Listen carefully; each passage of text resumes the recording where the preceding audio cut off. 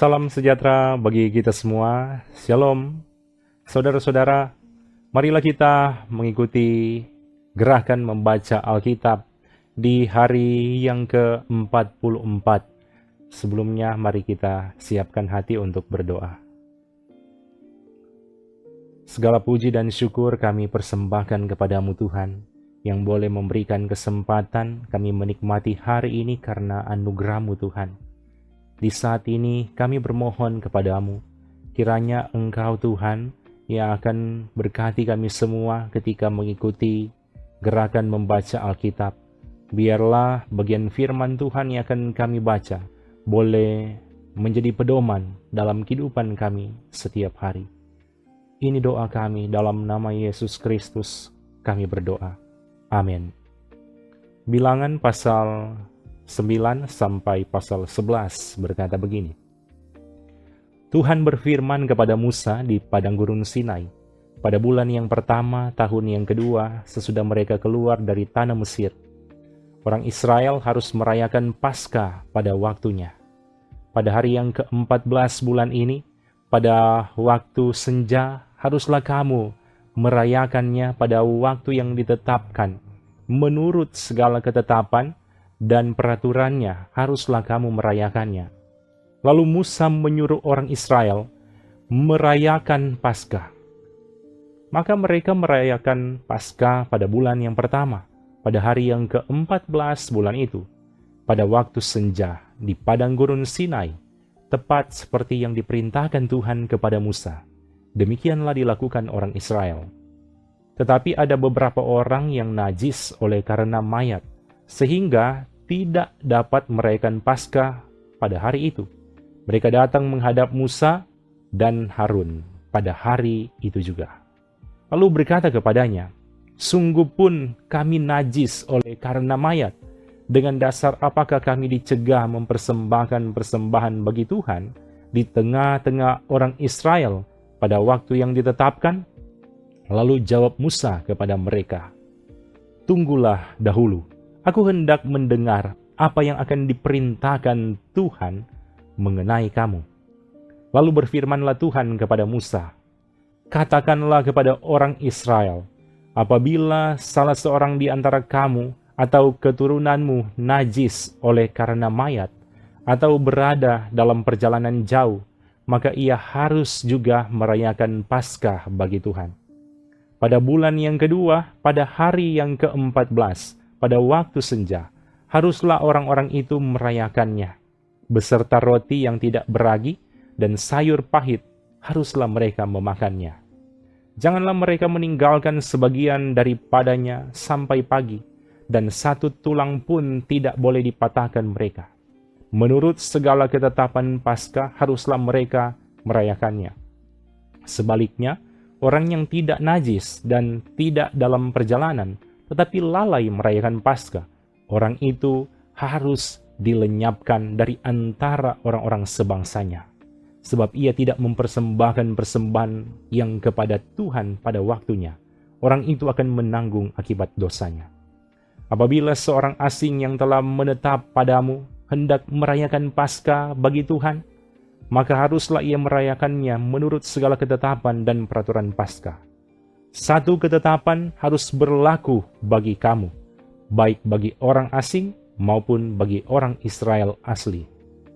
Pada hari didirikan kemah suci, maka awan itu menutupi kemah suci, kemah hukum Allah, dan pada waktu malam sampai pagi, awan itu ada di atas kemah suci, kelihatan seperti api.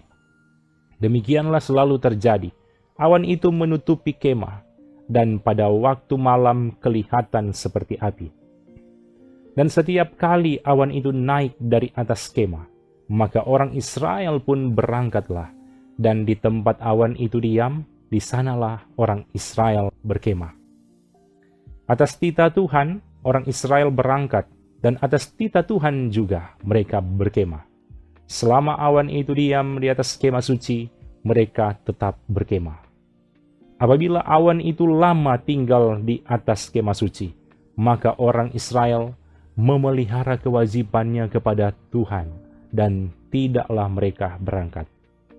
Ada kalanya awan itu hanya tinggal beberapa hari di atas kemah suci, maka atas titah Tuhan mereka berkemah dan atas titah Tuhan juga mereka berangkat. Ada kalanya awan itu tinggal dari petang sampai pagi. Ketika awan itu naik pada waktu pagi, mereka pun berangkatlah, baik pada waktu siang, baik pada waktu malam. Apabila awan itu naik, mereka pun berangkatlah. Berapa lama pun juga awan itu diam di atas kemah suci, baik 2 hari, baik sebulan atau lebih lama, maka orang Israel tetap berkemah dan tidak berangkat. Tetapi apabila awan itu naik, barulah mereka berangkat. Atas titah Tuhan mereka berkemah, dan atas titah Tuhan juga mereka berangkat. Mereka memelihara kewajibannya kepada Tuhan, menurut titah Tuhan dengan perantaraan Musa. Tuhan berfirman kepada Musa, "Buatlah 2 nafiri dari perak. Dari perak tempaan harus kau buat itu, supaya dipergunakan untuk memanggil umat Israel dan untuk menyuruh laskar-laskarnya berangkat. Apabila kedua nafiri itu ditiup, segenap umat itu harus berkumpul kepadamu di depan pintu kemah pertemuan. Jikalau hanya satu saja ditiup, maka para pemimpin, para kepala pasukan Israel harus berkumpul kepadamu. Apabila kamu meniup tanda semboyan, maka haruslah berangkat laskar-laskar yang berkemah di sebelah timur. Apabila kamu meniup tanda semboyan kedua kalinya, maka haruslah berangkat laskar-laskar yang berkemah di sebelah selatan. Jadi, tanda semboyan harus ditiup untuk menyuruh mereka berangkat.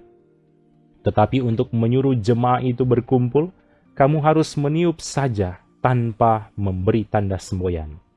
Nafiri-nafiri itu harus ditiup oleh anak-anak Imam Harun. Itulah yang harus menjadi ketetapan untuk selama-lamanya bagimu turun-temurun.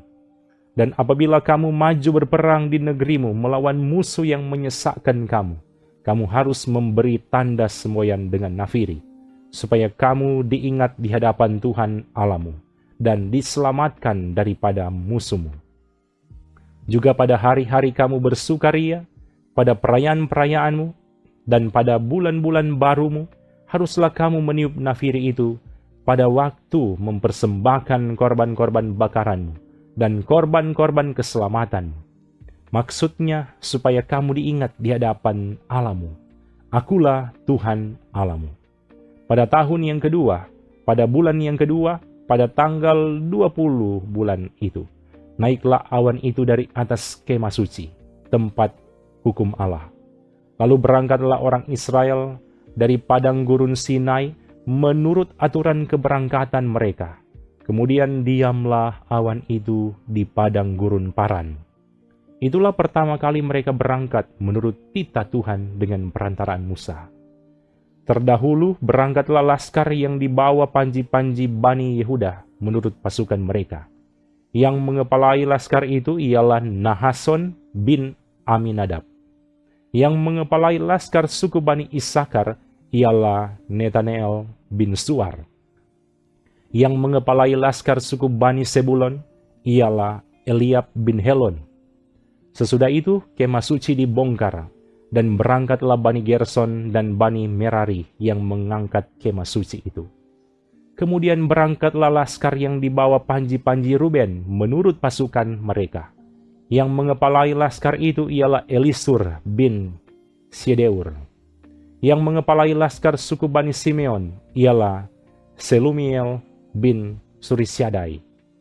Yang mengepalai laskar suku Bani Gad ialah Eliasaf bin Rehuel. Sesudah itu berangkatlah orang Kehat yang mengangkat barang-barang tempat kudus. Kemah suci sudah dipasang sebelum mereka datang. Kemudian berangkatlah laskar yang dibawa panji-panji Bani Efraim menurut pasukan mereka. Yang mengepalai laskar itu ialah Elisama bin Amihud.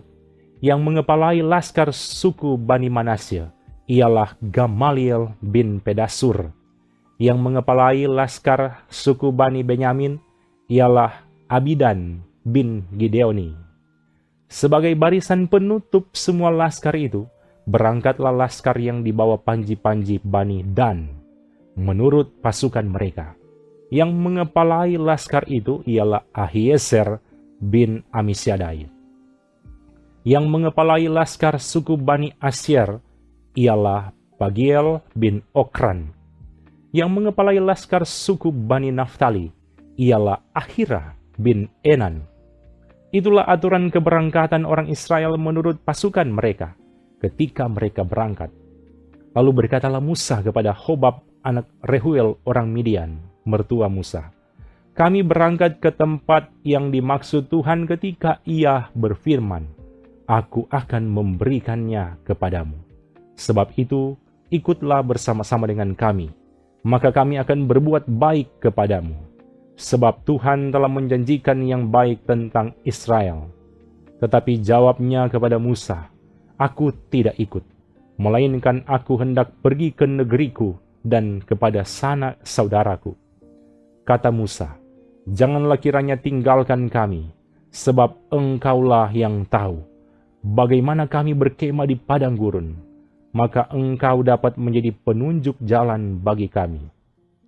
Jika engkau ikut bersama-sama dengan kami, maka kebaikan yang akan dilakukan Tuhan kepada kami, akan kami lakukan juga kepadamu." Lalu berangkatlah mereka dari gunung Tuhan, dan berjalan 3 hari perjalanan jauhnya. Sedang tabut perjanjian Tuhan berangkat di depan mereka, dan berjalan 3 hari perjalanan jauhnya untuk mencari tempat perhentian bagi mereka. Dan awan Tuhan ada di atas mereka pada siang hari, apabila mereka berangkat dari tempat perkemahan.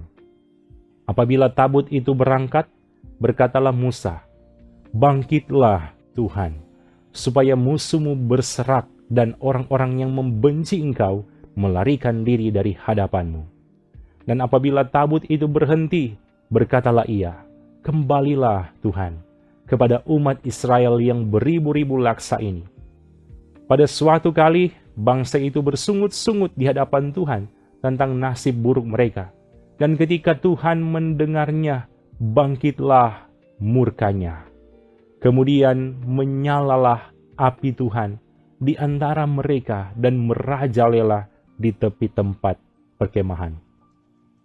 Lalu berteriaklah bangsa itu kepada Musa, dan Musa berdoa kepada Tuhan, maka padamlah api itu.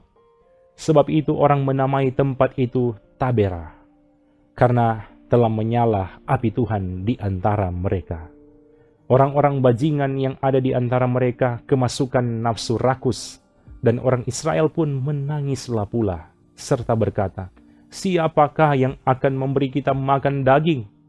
Kita teringat kepada ikan yang kita makan di Mesir dengan tidak bayar apa-apa, kepada mentimun dan semangka, bawang prei, bawang merah dan bawang putih.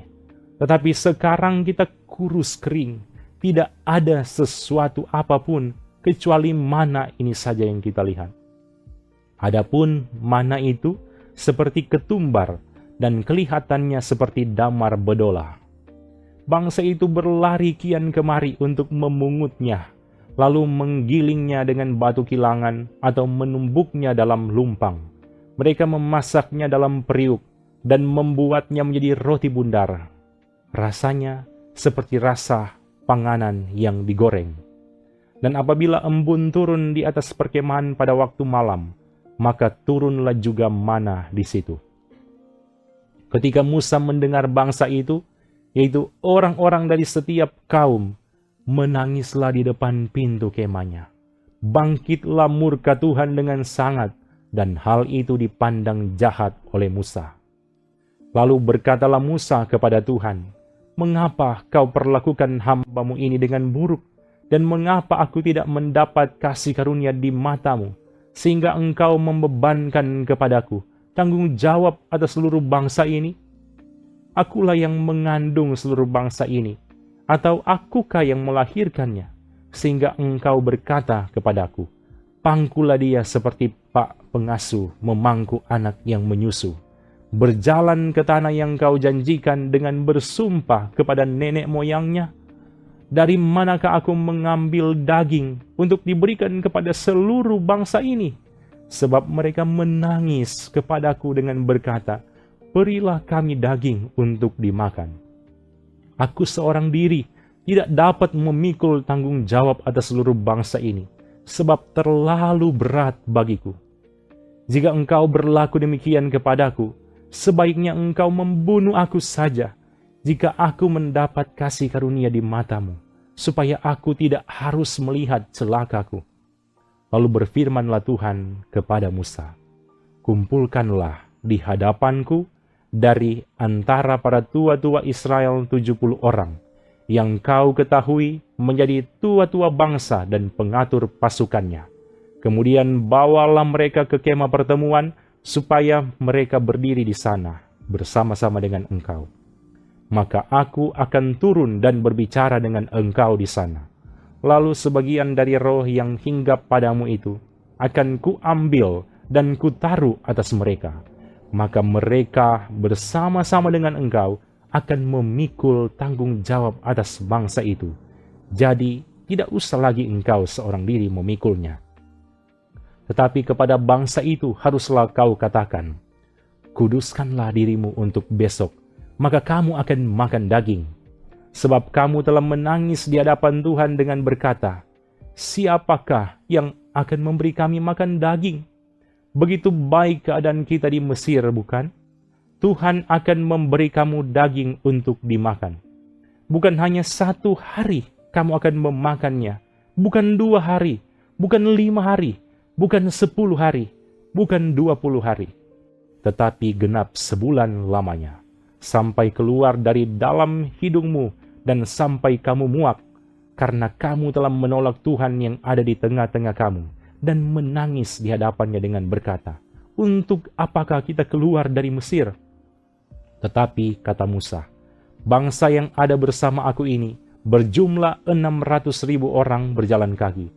Namun engkau berfirman, daging akan kuberikan kepada mereka, dan genap sebulan lamanya mereka akan memakannya.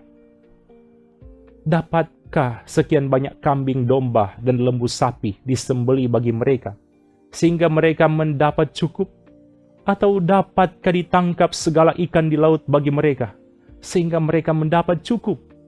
Tetapi Tuhan menjawab Musa, masakan kuasa Tuhan akan kurang untuk melakukan itu? Sekarang engkau akan melihat apakah firman-Ku terjadi kepadamu atau tidak. Setelah Musa datang keluar, disampaikannya firman Tuhan itu kepada bangsa itu. Ia mengumpulkan 70 orang dari para tua-tua bangsa itu, dan menyuruh mereka berdiri di sekeliling kemah. Lalu turunlah Tuhan dalam awan dan berbicara kepada Musa. Kemudian diambilnya sebagian dari roh yang hinggap padanya, dan ditaruhnya atas ke-70 tua-tua itu. Ketika roh itu hinggap pada mereka, kepenuhanlah mereka seperti nabi, tetapi sesudah itu tidak lagi. Masih ada 2 orang tinggal di tempat perkemahan, yang seorang bernama Eldad, yang lain bernama Medad. Ketika roh itu hinggap pada mereka, mereka itu termasuk orang-orang yang dicatat, tetapi tidak turut pergi ke kemah. Maka kepenuhanlah mereka seperti nabi di tempat perkemahan. Lalu berlarilah seorang muda memberitahukan kepada Musa, Eldad dan Medad, kepenuhan seperti nabi di tempat perkemahan. Maka menjawablah Yosua bin Nun, yang sejak mudanya menjadi abdi Musa, Tuanku Musa, cegahlah mereka. Tetapi Musa berkata kepadanya, apakah engkau begitu giat mendukung diriku? Kalau seluruh umat Tuhan menjadi nabi, oleh karena Tuhan memberi rohnya hinggap kepada mereka. Kemudian kembalilah Musa ke tempat perkemahan, dia dan para tua-tua Israel. Lalu bertiuplah angin yang dari Tuhan asalnya. Dibawanyalah burung-burung puyuh dari sebelah laut, dan dihamburkannya ke atas tempat perkemahan, dan di sekelilingnya kira-kira sehari perjalanan jauhnya ke segala penjuru, dan kira-kira 2 hasta tingginya dari atas muka bumi. Lalu sepanjang hari dan sepanjang malam itu, dan sepanjang hari esoknya, Bangkitlah bangsa itu mengumpulkan burung-burung puyuh itu. Setiap orang sedikit-dikitnya mengumpulkan 10 homer. Kemudian mereka menyebarkannya lebar-lebar sekeliling tempat perkemahan. Selagi daging itu ada di mulut mereka sebelum dikunyah, maka bangkitlah murka Tuhan terhadap bangsa itu. Dan Tuhan memukul bangsa itu dengan suatu tulah yang sangat besar. Sebab itu dinamailah tempat itu Kibrot Ta'awa, karena di sanalah dikuburkan orang-orang yang bernafsu rakus. Dari Kibrot Ta'awa berangkatlah bangsa itu ke Haserot, dan mereka tinggal di situ. Mari kita berdoa. Terpujilah namamu Tuhan karena boleh memberikan kesempatan. Kami boleh ambil bagian mengikuti gerakan membaca Alkitab di hari ini. Biarlah bagian firman Tuhan yang sudah kami baca di hari ini boleh kami pahami dengan baik, boleh menjadi pedoman bagi kami, dan membuat kami menjadi pribadi yang semakin taat di hadapan Tuhan. Diberkatilah semua anggota jemaat yang mengikuti pelayanan gerakan membaca Alkitab ini. Tuhan kiranya berkati mereka dalam keluarga masing-masing. Di dalam nama Yesus Kristus kami berdoa. Amin. Terima kasih saudara-saudara sudah mengikuti gerakan membaca Alkitab di hari yang ke-44. Semoga Tuhan akan terus berkati kita semua bersama dengan keluarga masing-masing. Shalom.